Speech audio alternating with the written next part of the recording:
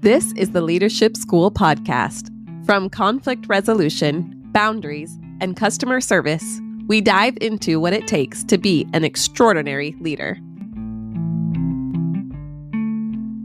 Happy fall, y'all. It is fall here at my home in Nashville, Tennessee, and I am talking today with Dr. Michael Gerharz. He has a Ph.D. in communications and has developed his own system of teaching leaders how to light the path for their team. So you're going to hear all about that. He is from Cologne, Germany, where he lives with his wife and children, and he is multifaceted. You'll hear about all of his incredible entrepreneur endeavors. He has some amazing leadership wisdom for us today, so I know you're going to love him. Please join me in welcoming Dr. Michael Gerharz to the Leadership School podcast. Anchor Podcast is the easiest way to make a podcast. Not only is it free, but it has everything you need, including creation tools that allow you to record and edit your podcast right from your phone or computer. For me, in just a few minutes, I was able to go from an idea to a reality of having my podcast launched and out there.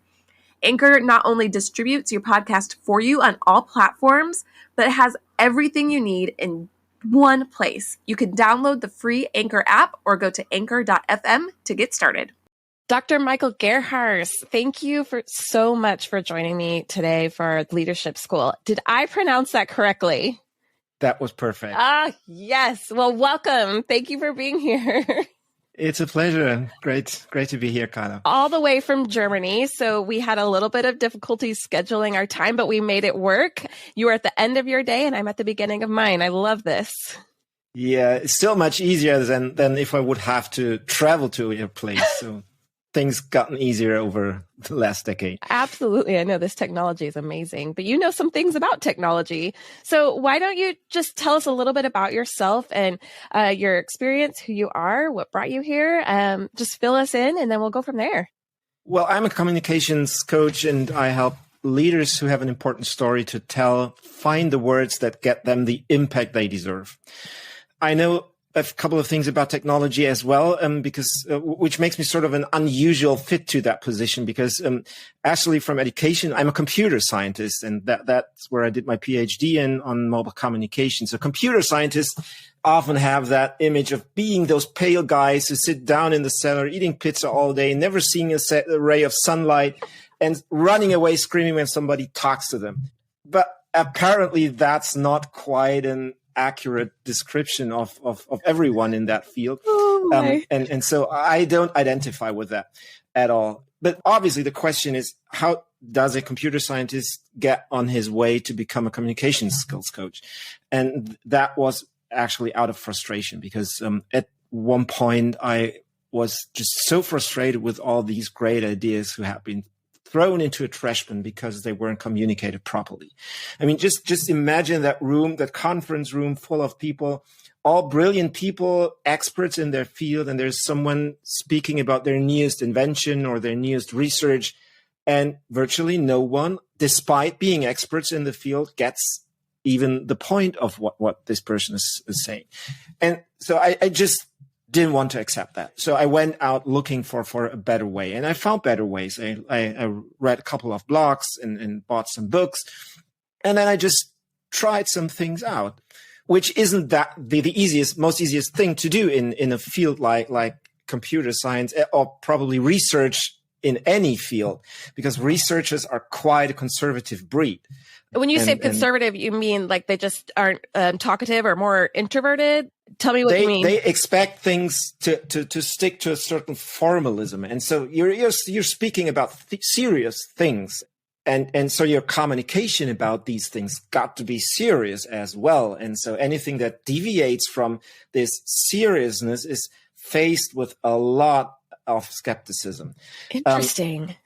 And so the response that I got from colleagues when I showed them a different way of speaking about the things that we were researching on, I got quite some pushback in the way that, are you really sure that that's going to resonate? And people expect these bullet points, overloaded slides, because that's just the way that, I mean, it's heavy stuff and things like that. But Actually, I persisted, and the feedback that I got from the audience was quite the contrary. That they actually liked that there was someone speaking with plain English, using words from everyday life to explain difficult concepts in simple terms. And that actually motivated me to keep on going down that route. And so I started to write a blog I think 14 years now ago. I switched to English 2 years back, and now write week daily about everything that's related broadly to the field of communication, how to communicate with clarity and get the impact that you deserve because you communicate your work that hopefully matters in a way that resonates with your audience. Yeah, that is really important because I've struggled with this personally. Like I have these great ideas in my head, but they make sense to me because I'm the one who came up with them. But to try and bring that out to somebody else doesn't always make sense. We see this a lot in marriage, right? Like it's in my head. Why didn't you understand what I was saying? And the other person goes, "You're crazy," Absolutely. And so that happens in all areas. So this is really cool. I would love to hear about some of these methods that you have. You have a couple of other endeavors that you're doing. So let's hear about those. And then I really want to hear about your Light the Path, which we're going to talk a lot about. So, but what are some of your other endeavors that you're doing? Because you're a multifaceted person.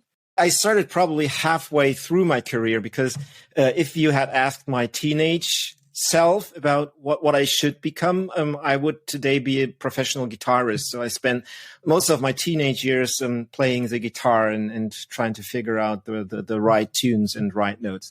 But then I had the luck of finding a brilliant physics teacher. So I decided, figuring out how the world works might also be a great use of my time.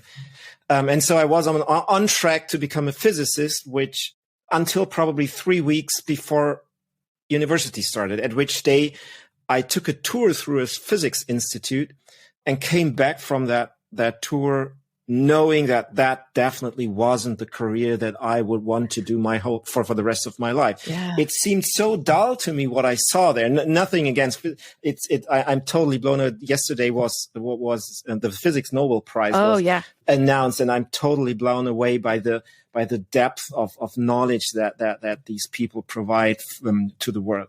But somehow for me, that wasn't the right thing. So I stood there blank. And so my best friend at that time suggested to me, why don't you just go for computer science? And that's what I did. And I totally loved that until, as I told you, I switched lanes.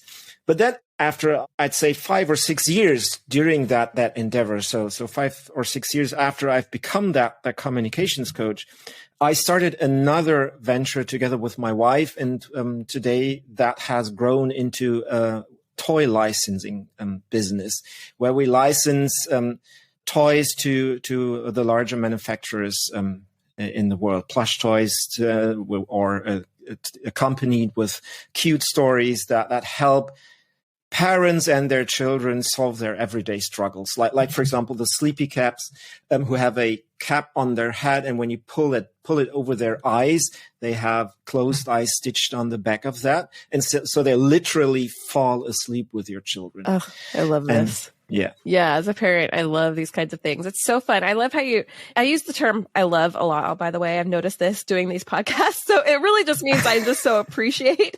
But I think it's really cool that you have all these different things going on, but you found a way, we're going to talk about this, to really live a balanced life as a leader. And you're leading the way in communications, in computer science, in toys. I mean, you're finding these different avenues to be that leader and to present options to people on how to really live a fulfilled life. And you're doing that by example. It's really amazing. So tell us about, I mentioned before, Light the Path. That is your signature, right? So walk us through the path. Walk me through it. So Light the Path is what I call the modern approach to communication. So when you think back to our grandparents' time, leadership was largely in the command and control style.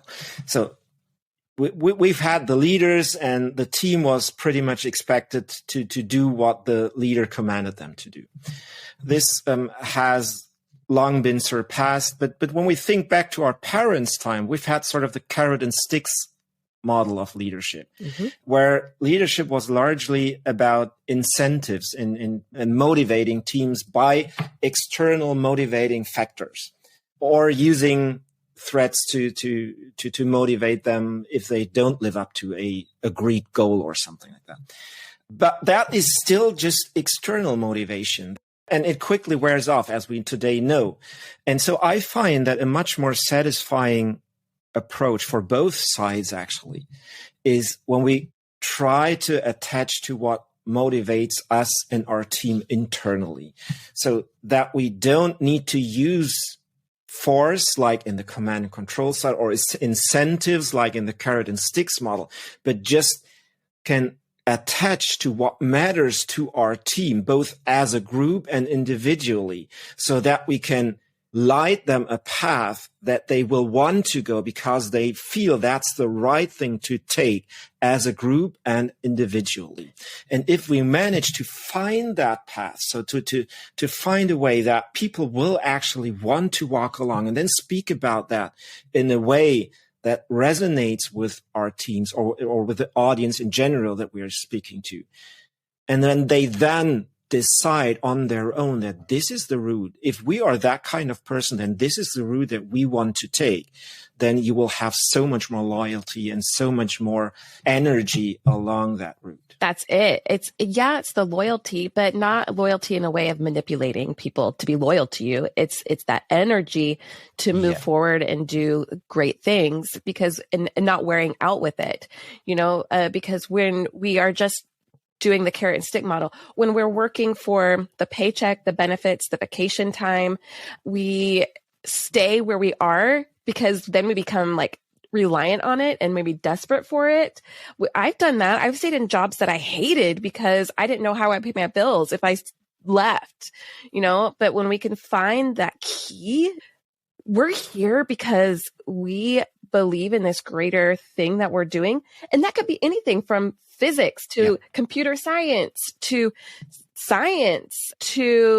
selling toys or working in a dentist's office, whatever it is. When we're connecting to that greater joy of doing something because of a different means, not for what we get, but what we give out of it, it changes things. It does. And it involves one thing that traditional models often overlook. It involves seeing humans as humans, not as a means to achieve a business goal, but as humans. And starting my communication as a leader from a perspective of empathy, and asking myself, what matters? So who are we as a company? Who are we as a team? And how does that fit to the humans that make up that team?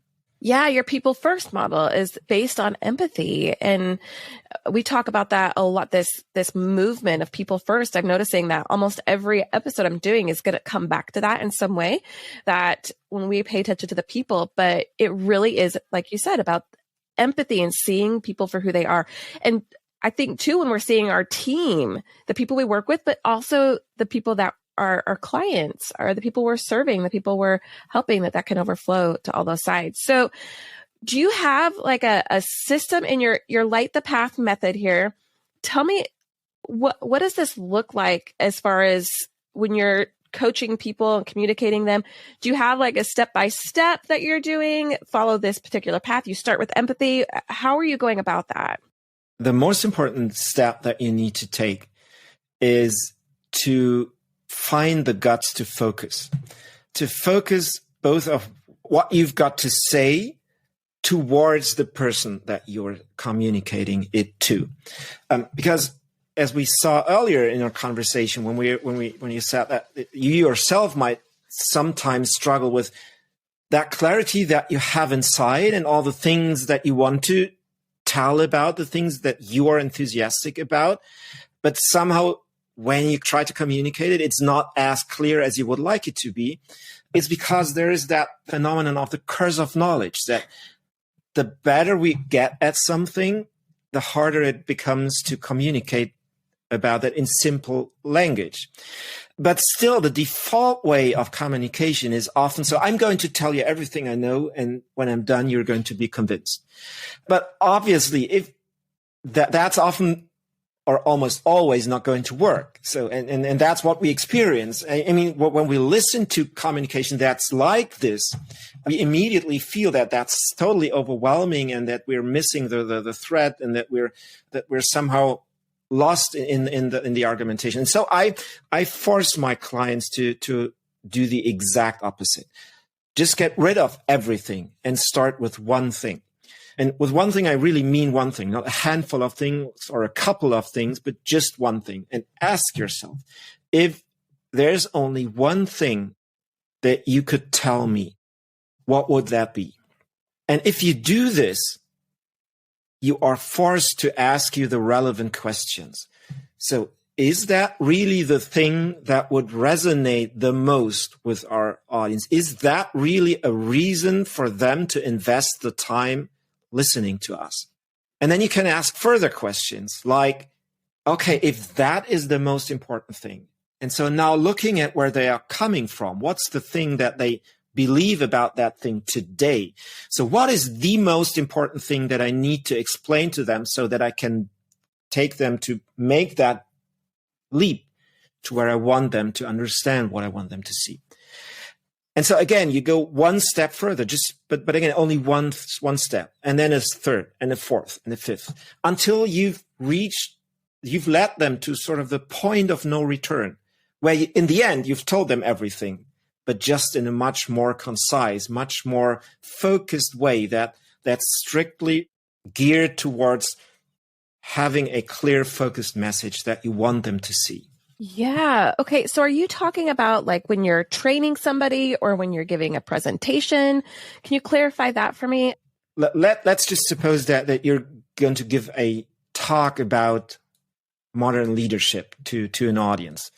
And then you're going to ask, so if I had only one sentence to say to that group of leaders that have agreed to grant 30 minutes of their time for listening to me, if there was only one message that they would pass along, if someone asked them after your talk, so what was Kyla's talk about?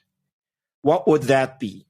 Yeah. Okay. So let's do this. I would say for my talk that it is to take care of yourself if you're going to be a leader, that your well-being matters. Exactly. So, and then from that point, where you've committed to, that is sort of my target, my destination, where I want to lead my audience to. So you can ask yourself, so where are they starting from? What do they believe about well-being as a leader today at the point that you enter the stage? What is that? That they don't have time for it. And so that means that the first thing that you need them to see is that is a false belief, that not having time for that is a decision that they've probably unconsciously, but anyway, made.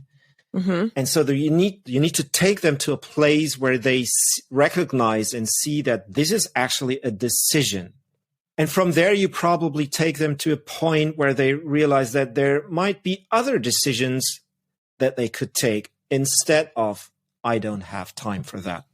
Yeah, absolutely. So, I mean, this is kind of coaching 101. And so you're doing this with your clients and you're incorporating that empathy into it of, I understand why you feel that you don't have any time. Like it makes sense to me because you're so busy or you are so stressed out. So let's figure this out first. Like, let's talk about what's causing that. Yeah, exactly. This is really one of the key things to realize that, I mean, a lot of people who are standing on a stage, they think it's about telling about their brilliant ideas, telling about their brilliance and having the audience cheer and appreciate the brilliance of their ideas. But that's not at all what it is about, what communication is about in almost no case. I mean, if we look at a great movie of us, it's the same thing. We are looking at the hero of a movie, but what we are seeing is actually us. We're projecting us into that person. And the same is true for a presentation or a talk that we're giving on a stage. I mean, you might be the expert on leadership, but no one's coming to your presentation unless you're probably Tony Robbins or something like that. No one's coming to your speech because they just want to give you a good round of applause or just clap on your shoulders. They're getting there because they have some struggles or some desires that they want to be solved. And although you might speak about your own experience, it's them who they see, who they want to see, because it's their struggles which they want to be resolved. Yeah, and I can see how this plays out not just on the stage as a speaker, but in communications is your area of expertise, but you do that for people in computer science, right? Who are trying to lead the way in their teams. And this is going to come through for any type of leadership. When we're leading a team, we're leading a family, we're leading an organization, whatever we're leading, we feel like people are there to join us into something, but really it's what you're saying is we're there to join them. We're there to show them why it matters to them, why it's important to them to be on this team or be on this path, be on this journey. Exactly. That it's not about them following me. It's about me showing that it's important for them. Exactly. I mean, this is valid for any fields. And my clients, although I started from computer science, my clients today come from any industry, actually, because they all have the same problem. Often it feels like we have a sort of a visibility problem. We need to be seen with our message. But it turns out that if you are great at seeing the others, your audience, your customers, and can give them an impression of, I feel you, I see you, I hear you with your struggles. I have figured out a solution for that. Then that will solve your visibility problem as well. And we can see great examples for that. For example, if you look at one of the greatest ads of all time, the iPod ad, 1,000 songs in your pocket. It's exactly that. They are not speaking about the great device, that 3 gigabyte MP3 player that they've built. They are speaking about us. And the pocket is actually often underappreciated. I mean, it's obvious how 1,000 songs is so much better than 3 gigabyte. But I believe that the most important aspect is actually the in your pocket part. Because if we think back those 20 years when that ad was published, 1,000 songs was virtually your entire music library. That's 100 CDs. And most people didn't have that many CDs. So what they were telling you is, you like music, you like to go outside, you like probably to take your music when you're going for a run or something, or outside in the nature, or just on your commute.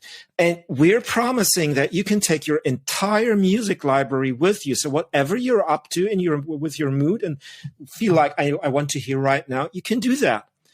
And so it's the feeling their struggles with that fiddly mobile CD players, and with that I never have the perfect CD with me. They saw that struggle and resolved it and captured that in that one slogan and told one story in one sentence. Wow. Yeah. Going off topic, I mean, that really ages me, because I remember the first time I saw somebody on an iPod, and it was at a basketball game in college, man, I am old.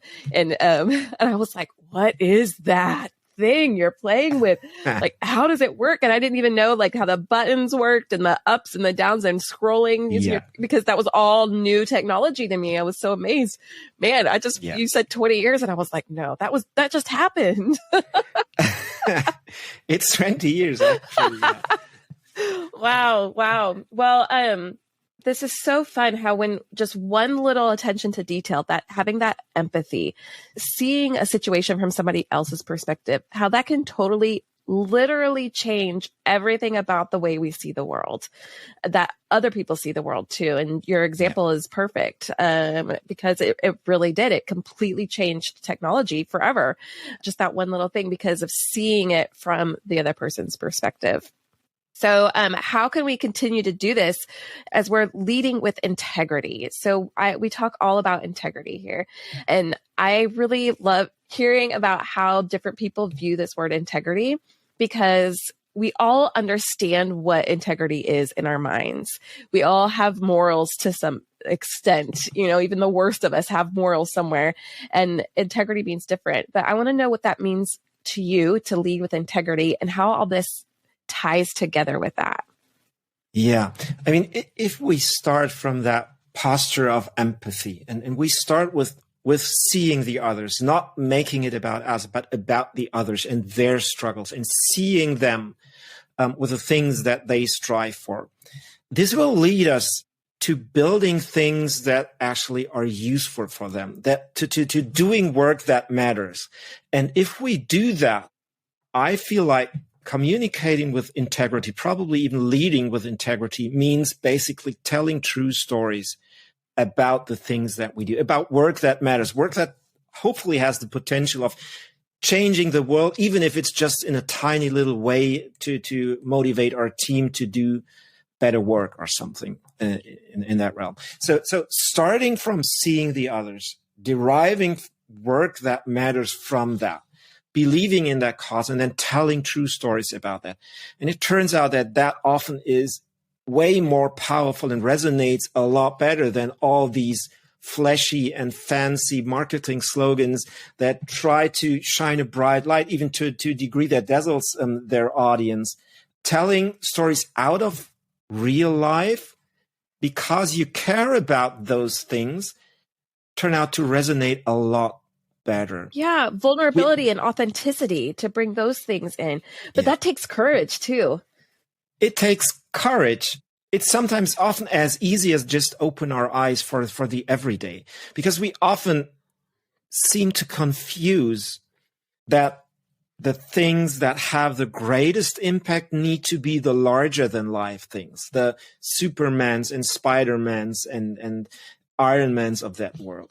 But really, if we look at the stories that resonate the most and that had the most impact on our own lives, or the slogans in marketing that resonated the most with us, it's those that are taken out of life, from everyday life. Like these 1,000 songs, or like Ava's famous, we're second best, so we try harder. That's not larger than life. That's out of life. That's something that we recognize in our everyday life. And so it resonates a lot better with us than if we try to come up with these fancy, sexy sounding slogans, not realizing that the things that are really sexy are those that we can relate to. Yeah. You know, when we met and talked before we recorded this podcast a couple of weeks ago, and one thing that you said that really stuck out to me, you talked about who am I and what are the things that deeply matter. And that sounds like what you're talking about again right now is saying that what are the things that deeply matter to be authentic and vulnerable about, to say and communicate with as you're leading the way. It's not just these surface level things. It's what is that deep thing that's truly important to get across? Well, sometimes it's really hard work to uncover these things, to not just go with those quick fixes that we so often find on social media and the internet, where someone promises us, just you do it that way and you're going to have that quick route to success. But if we really do the work of finding out what is it that I really love doing and how does it relate to the people that I seek to serve with that deserve my effort, and then try to find the words that capture that, but not in a superficial way, but just using language that I would use in a conversation, just the way that we are having, in a way that we would speak in a bar together about that. That's often the language that resonates so much more than the boardroom language that needs to sound professional, but so often is just so abstract and intangible for us. Wow. This is so fun to talk about because there are things that we tend to think about a lot, but we don't vocalize. And they're really important to the way that we do lead people. And if we want to lead with integrity, we've got to have these different pieces and to have these conversations about what it looks like and what it means to live this way. You know, there's another thing, a story that you told me, and I want to change veins just slightly here because I really love talking about well-being and well-being in leadership. We talk about integrity and how important that is and crucial to leadership, but we don't have integrity without our own well-being. And you have a really interesting story about your own burnout experience and how that's played a role in leading you to living this healthy, balanced lifestyle. So maybe you can share with me again, your story of your burnout experience and how that's taught you and brought you down your path.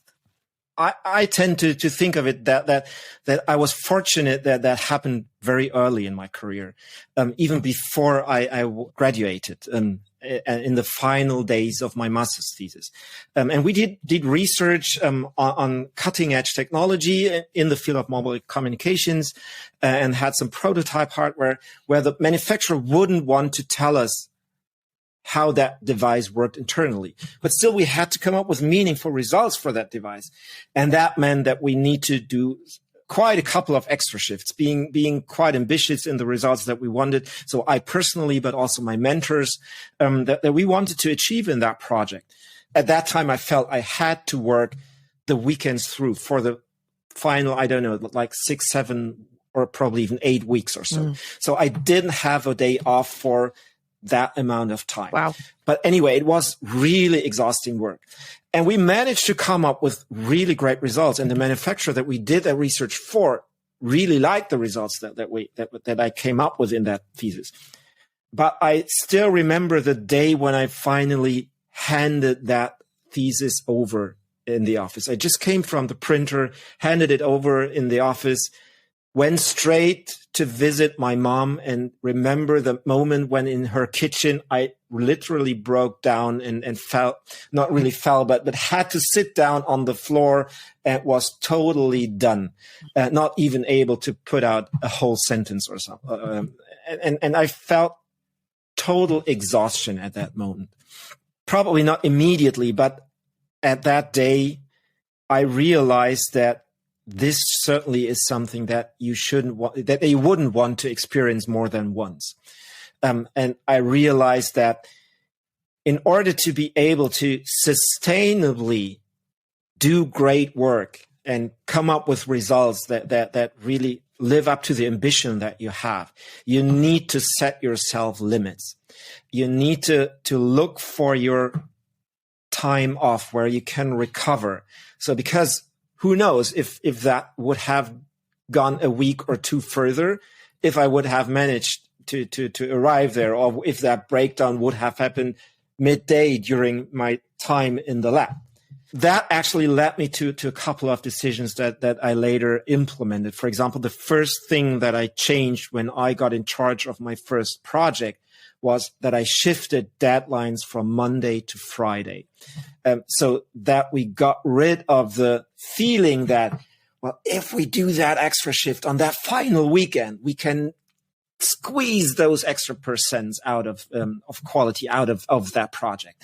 And while that seems so true in the moment, it's also so exhausting in the long run. And it's so false in the long run because, of course, the results are just as good when you finish your work on Friday, because you will gonna make sure that they are as good as you want them to be.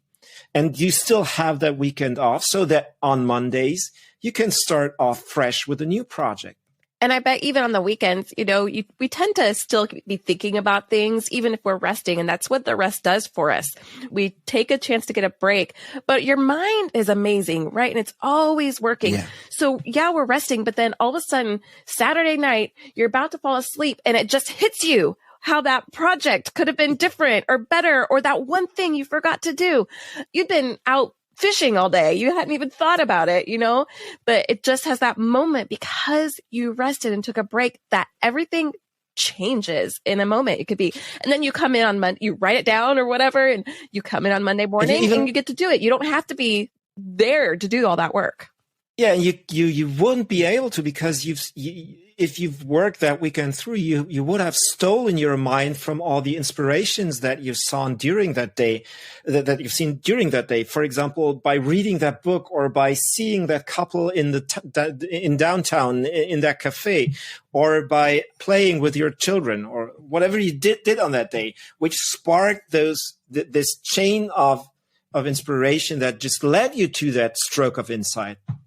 Yes, this is going to be our quote. It's stolen your mind from that inspiration.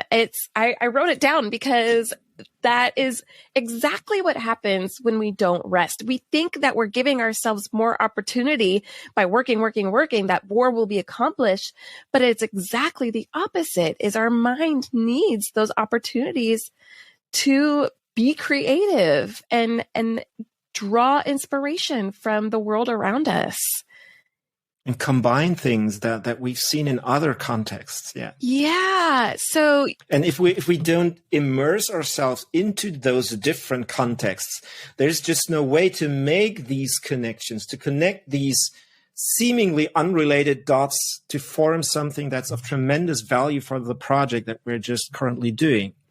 Yes, you just nailed it. That is exactly what happens. And so what you did is you made sure your team had that space to be creative by changing deadlines, by doing that simple tweak, changing deadlines to Fridays instead of Mondays. So what are some other things that you have done for your teams or for yourself to draw that inspiration and keep that balance? I extend that to evenings. Actually, I turn off media in the evening. I don't ever read mail in the evening. I didn't do that from the start and had some really bad experience when some bad news hits right at 10:30 in the evening and steals you from getting a good night's of sleep, which doesn't change the problem the least bit, because it's still the same problem the next morning, and all you did was hindering your well-being to and starting to tackle that problem with a fresh mind. You are just tired because that night's sleep was so terrible because of that bad news, and so I just remove that distraction. Another thing that's really valuable for me is to have notebooks ready, either electronically or just plain using a pen and paper, where you write down things that you notice so that you can more easily get back to those things later to connect dots that probably aren't visible in that moment, but still you notice that this is somehow interesting here, and that feels like that could be valuable, or this person did something very interesting with their communication.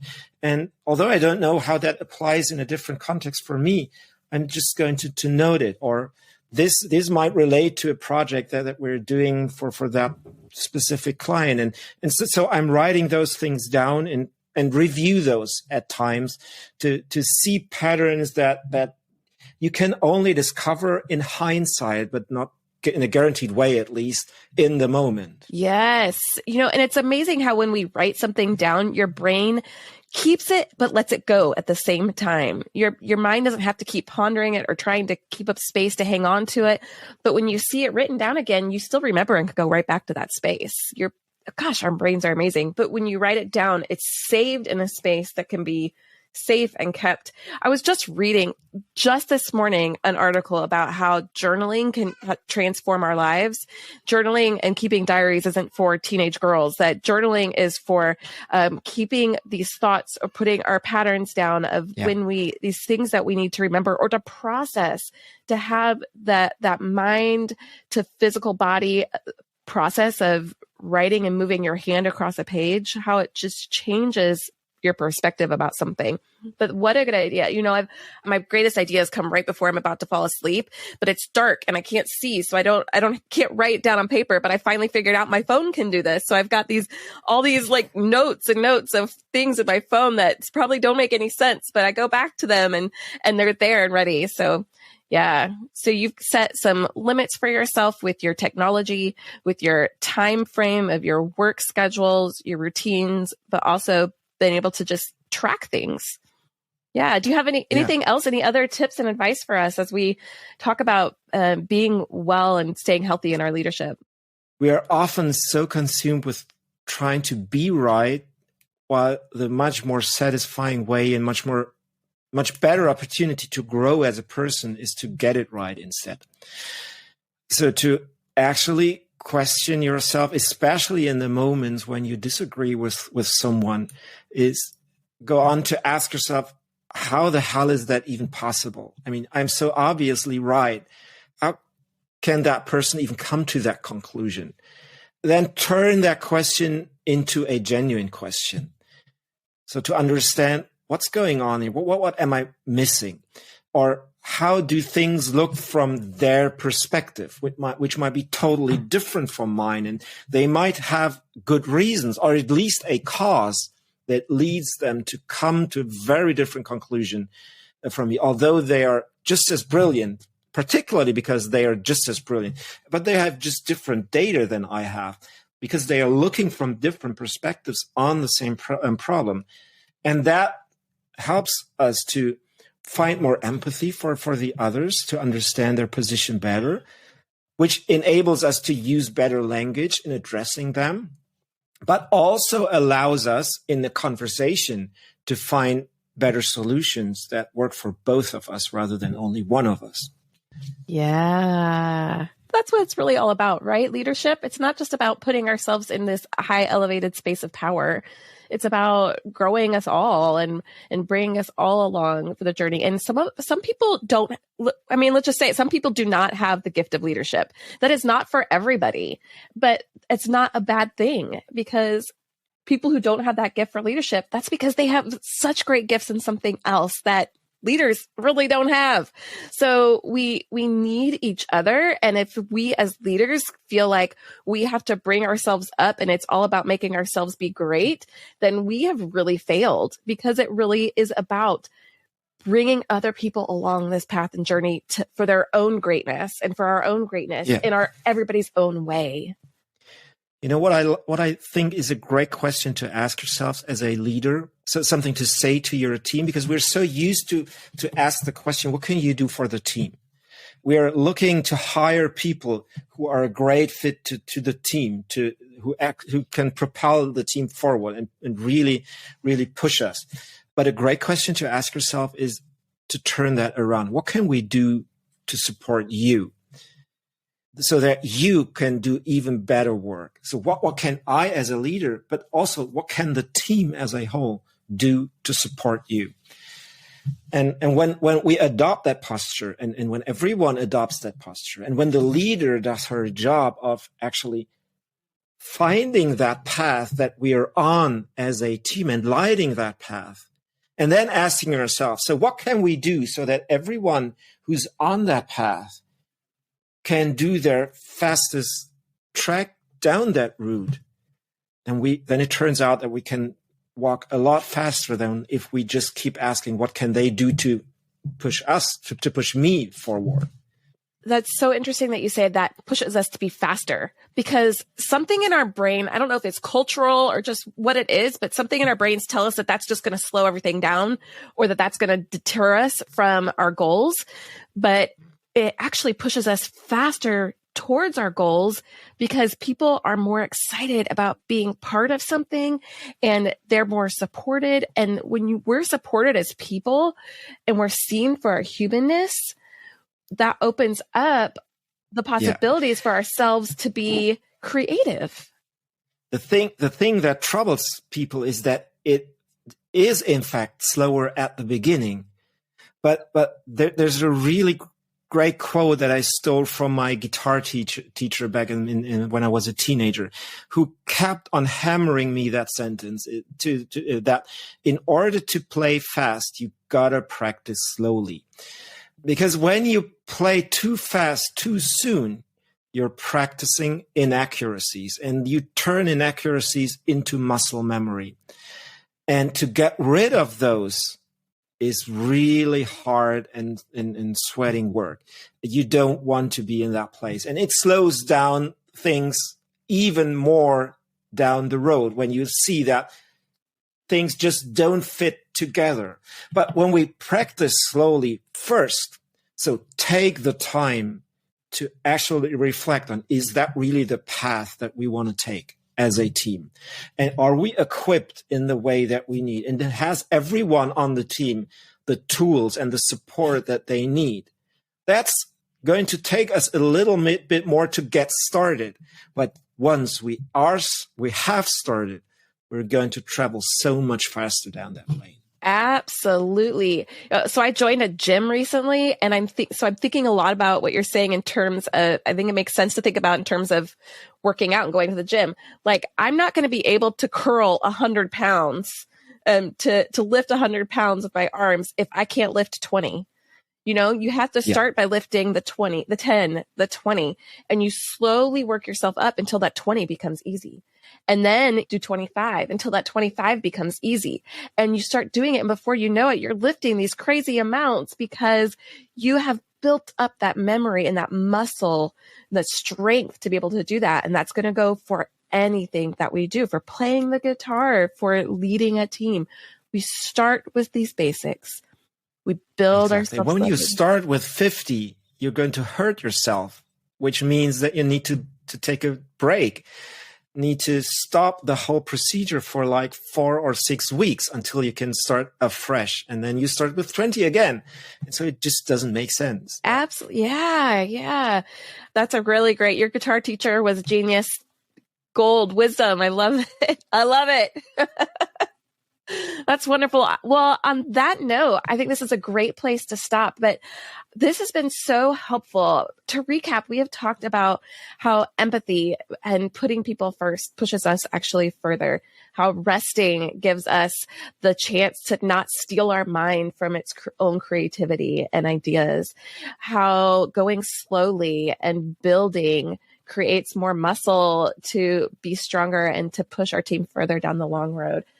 How you've talked about the things that deeply matter, focusing on the things that we really enjoy and that we really love.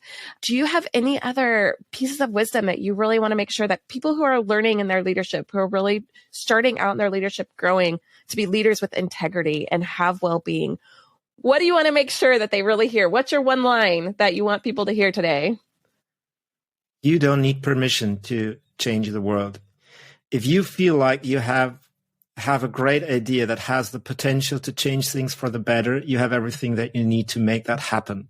And you don't need anyone's permission to go for it.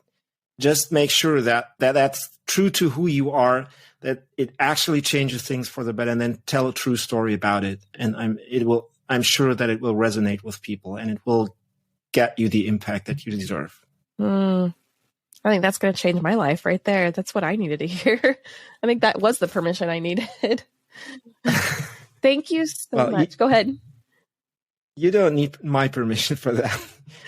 Well, sometimes it's so nice to hear that, to hear to hear that from somebody, especially someone you respect so much. And you are so highly educated that can be really intimidating for me.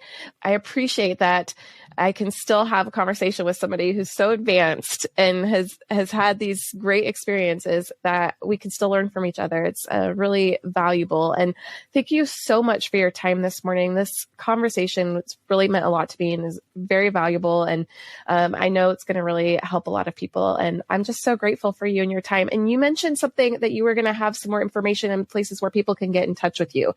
So tell me quickly about that. And I want to make sure I have these links available for you and for our listeners in our show notes. As a special offer for your listeners, I offer a short email course where for free, where people can just level up their communication and get to that place where they speak with more clarity about the things that they matter to them. Just head over to my website, michaelgerharz.com. That's GERHARZ.com, one word, michaelgerharz.com/leadership school. And then you can subscribe to that short email series, which provides you with a couple of easy to implement steps to level up your communication, to get your team on track to follow you down that path that you so deeply care about. Awesome. Thank you so much. I'm going to have that link for you all in the show notes. And please make sure to connect with Dr. Michael Gerharz. He is such a gem of wisdom for us all. And I'm just really, really grateful and honored to have this talk with you today. Thank you for being here. It's been a pleasure. Thanks a lot, Kyla. Thank you so much for listening. If you enjoyed this podcast, please like and subscribe and share it with everybody you know. And if you really liked it, you've got to try out my leadership group. It's full of information about setting meaning and purpose in your leadership goals, creating life balance, well-being, self-worth, as well as basic leadership skills like setting boundaries, conflict resolution, communication with your teams. I think you'll love it. Please check it out at kylacofer.com. That's KYLACOFER.com. And I can't wait to see you in our next group.